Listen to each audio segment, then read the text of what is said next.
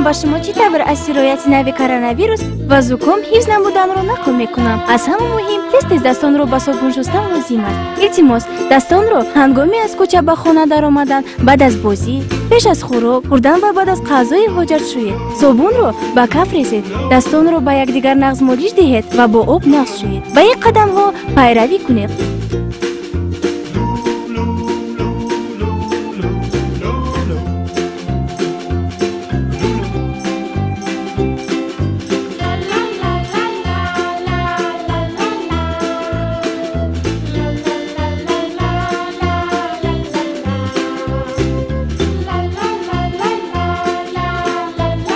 ба ин қадамҳо пайравӣ кунед. Ба dastoни ифлос ба чашмбинӣ ва даҳони худ нарасед. дӯстон, ин маълумотро албатта ба падару модар, бародар, хоҳар ва дигар дӯстони худ расонед.